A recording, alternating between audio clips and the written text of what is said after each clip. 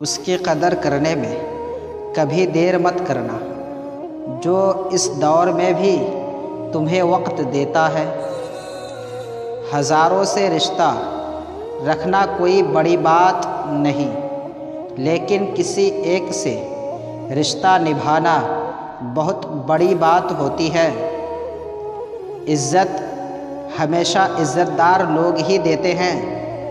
जिनके पास खुद इज़्ज़त नहीं, वो दूसरों को इज़्ज़त क्या देगा।